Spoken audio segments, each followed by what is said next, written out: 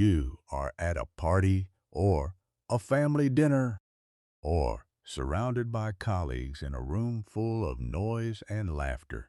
And somewhere in the middle of all of it, without warning, without reason, you feel completely alone. You have friends, maybe a family, maybe a full calendar, and still the feeling is there. This quiet, inexplicable, almost embarrassing sense that nobody in this room actually knows you. This feeling has a name. It has a science. And it is far more common than anyone admits because almost nobody talks about it. The first thing to understand is that loneliness and being alone are not the same thing. They are not even close to the same thing. A person can be completely alone, no one around them for miles, and feel no loneliness whatsoever. And a person can be at the center of a crowd, surrounded by people who know their name, and feel a loneliness so heavy it is almost physical. Psychologist John Cacioppo, who spent more than 2 decades studying loneliness at the University of Chicago, defined loneliness not as a physical state but as a perceived state. His definition was precise. Loneliness is the distressing experience that occurs when a person's need for quality, social connection is not being met, not quantity, quality. This distinction is everything because it explains why you can have 100 connections on the surface and still feel the cold. It is not about how many people are in your life. It is about whether any of them truly see you. A 2024 Harvard study confirmed what Cacioppo's research had long suggested. They found that people can be surrounded by others and still feel deeply lonely, and that a lack of quality relationships is just as significant a problem as the lack of quantity. They identified something they called existential loneliness, a fundamental sense of disconnection from others or the world, which was reported by 65% of lonely people, regardless of how many social contacts they had. And here is what makes this even more striking. According to the American Psychological Association's 2025 Stress in America survey, one of the largest ongoing studies of its kind, more than half of American adults reported feeling isolated, left out, or lacking companionship often or some of the time. Nearly 7 in 10 said they needed more emotional support in the past year than they received. And Gallup's 2024 research found that 1 in 5 adults experiences loneliness every single day. Every day. Not occasionally. Not during hard seasons. Every We are living through what researchers are now calling a loneliness epidemic, not in isolated pockets of society, but woven through the very fabric of modern life.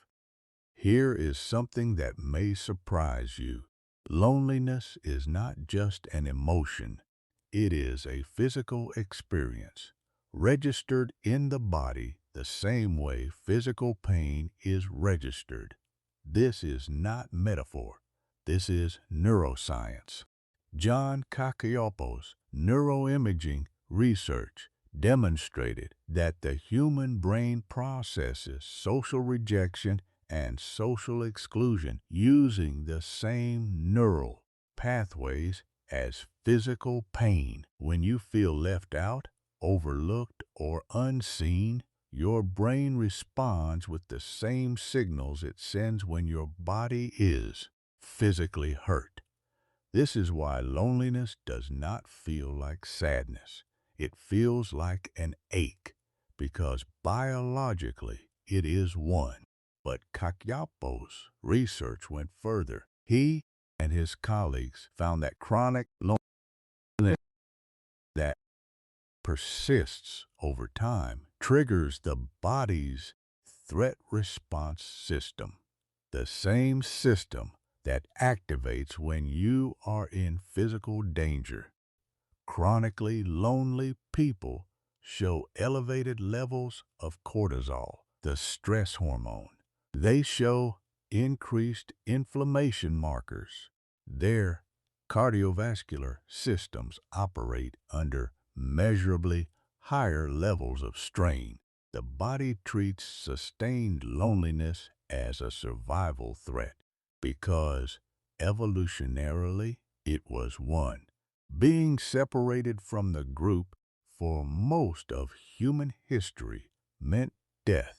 A systematic review published in Nature Human Behavior, analyzing 90 cohort studies covering millions of people, found that social isolation and loneliness are associated with a significantly increased risk of premature mortality. The effect size is comparable to smoking 15 cigarettes a day. Think about that. The loneliness a person carries silently, that invisible, almost embarrassing feeling they would never admit at a dinner party, is doing to their body what 15 cigarettes a day does. And yet, almost nobody talks about this. Loneliness is one of the most widespread health risks in the modern world, and it remains one of the most privately carried because there is still a stigma attached to admitting it. People will tell you they are tired. They will tell you they are stressed. They will rarely tell you they are lonely, because lonely feels like a confession, like an admission that something is wrong with you, that you are somehow failing at the most basic human task, connection. If loneliness is this damaging and this widespread, the obvious question is why? Why now?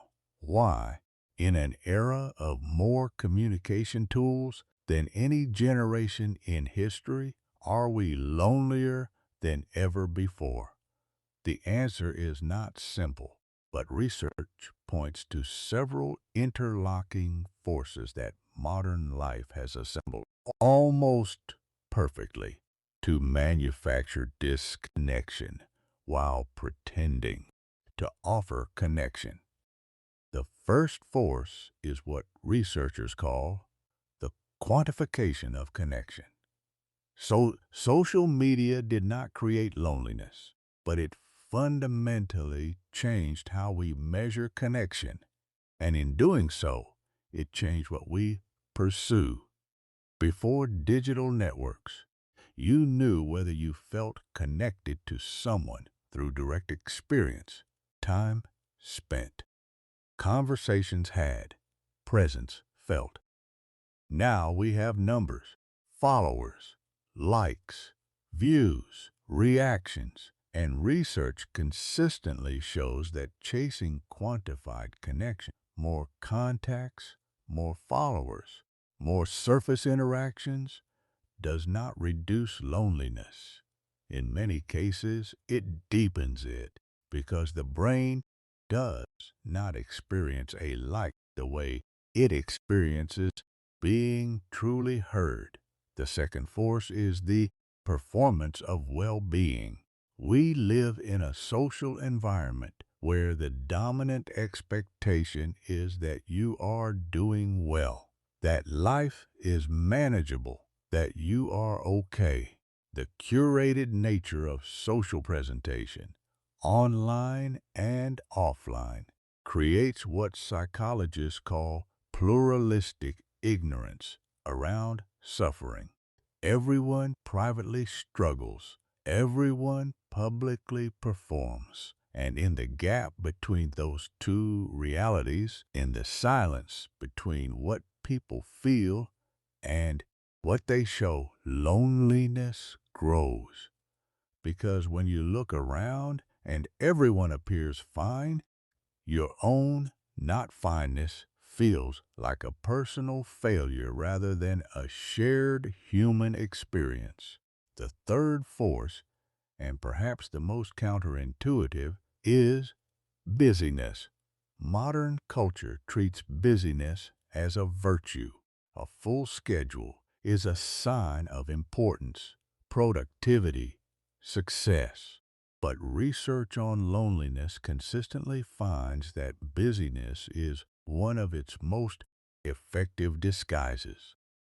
When you are busy enough, you do not have the stillness required to notice that the connections in your life are shallow. The motion prevents the recognition, and so people stay busy, increasingly, compulsively busy, in part because stillness would require them to feel what they have been outrunning. But the most fascinating research on why modern loneliness is so persistent comes from a 2021 study published by neuroscientists at Dartmouth College. Using neuroimaging, they found that lonely people process the world idiosyncratically, meaning their brains process the same experiences differently from the people around them.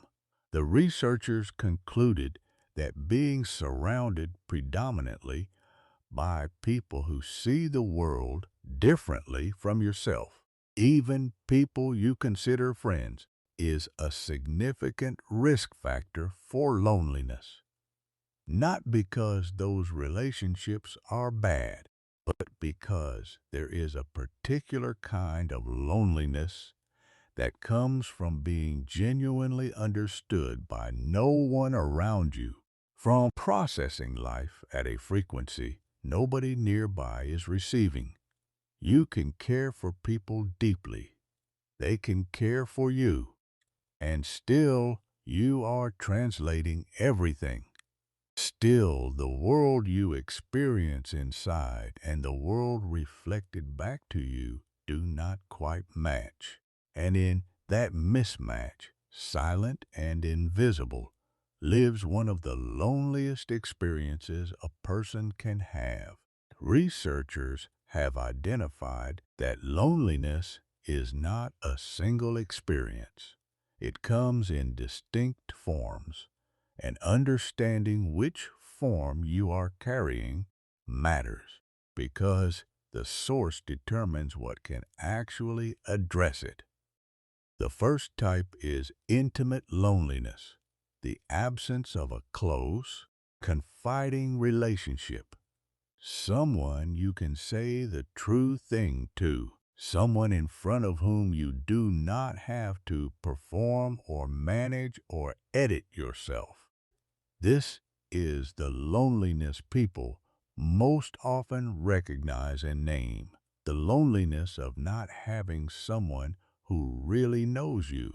The second type is relational loneliness, the absence of a satisfying social network. Not just one person, but a circle, a sense of belonging to something larger than yourself. People with full social calendars can experience profound relational loneliness. When every relationship exists at the same shallow depth, when connection is wide but never deep enough to feel like home. The third type, and the one least often discussed, is collective loneliness. The absence of a sense of belonging to a community or group larger than yourself.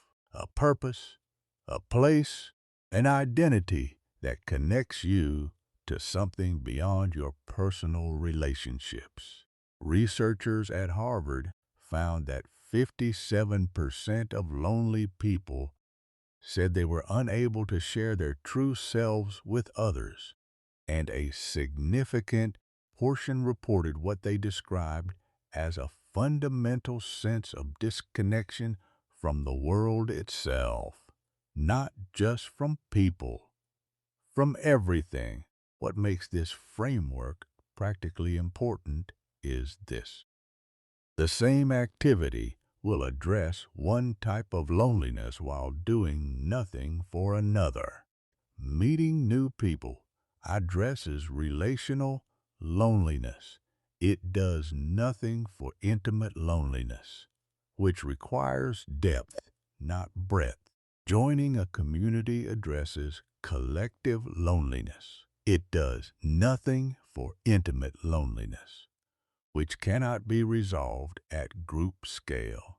And deepening one close relationship addresses intimate loneliness, but may leave relational and collective loneliness completely untouched.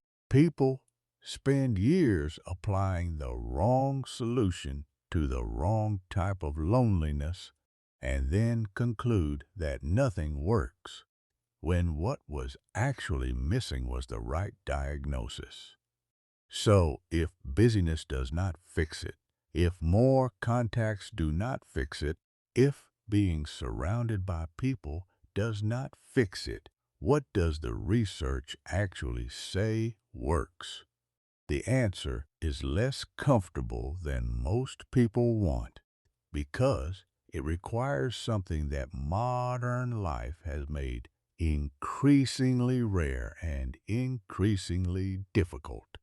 The first thing research consistently identifies is vulnerability, genuine, uncomfortable, deliberate vulnerability. Brené Brown's research on connection and belonging, spanning more than a decade of qualitative and quantitative work, consistently found that connection is built not through performance or impression management, but through the willingness to be seen, truthfully, imperfectly, without editing. The people who reported the strongest sense of connection in her studies were not the most socially skilled or the most likable. They were the most willing to let others see their actual experience, their actual struggle, their actual self. The second is presence, not just physical presence, but attentive presence. Research by psychologist Sherry Turkle found that even the presence of a phone on a table, even a phone that is face down, even a phone that nobody touches, measurably reduces the depth and quality of conversation between the people at the table. The brain interprets the potential for interruption as actual interruption. And in that interpretation, genuine presence is already compromised. Full attention, rare, deliberate, undivided, is what the lonely brain is actually hungry for. The third is what researchers call perceived mattering, the sense that you are significant to someone, not loved in a general sense, not cared about in a general sense, but that your specific presence, your specific absence, your specific experience matters to a specific person. Studies on loneliness interventions consistently find that the most effective reduction in loneliness does not come from adding more social activity. It comes from a single relationship where the person genuinely believes they matter. One is enough. One person who would notice. One person who asks and waits for the real answer. One is enough. And the fourth, perhaps the most practically important, is removing the stigma. James Pennebaker's decades of research on emotional expression and health found that the act of naming a difficult experience, simply putting words to it, whether in conversation or in writing, measurably reduces its psychological and physiological intensity. The loneliness that is named begins to lose the power that the unspoken loneliness holds, which means that the single most dangerous thing about the loneliness epidemic is not the loneliness itself. It is the silence around it. The epidemic. Inside the epidemic, there is a particular cruelty in modern loneliness. It thrives in conditions that look, from the outside, and sometimes even from the inside, like connection. It hides in full calendars and large friend groups and long contact lists. It survives in conversations where nobody says the true thing. It grows in the gap between how people appear and how they actually feel, fed by a culture that rewards performance and mistakes it for presence. But the research also tells us something else, something that deserves equal weight. Loneliness is not a permanent state. It is not a character flaw. It is not evidence of your inadequacy or your unlovability or your fundamental separateness from other people. It is a signal, the same way physical pain is a signal, not a punishment, but information. Information that something in the quality of your connections needs attention. That somewhere between who you are and what you are showing to the people around you, a gap has opened. And gaps, unlike walls, can be closed. If you have been carrying this quietly, privately, in a life that from the outside looks full, this video was for you. Not to fix it, not to solve it in 22 minutes, but to name it, to give it its proper weight, to say clearly what the research says. You are not broken, you are human, and what you are feeling is not a failure of connection. It is a hunger for it. And hunger, unlike emptiness, points towards something real. Stay curious. Stay honest about what you actually need. And as always, that is just how we are wired.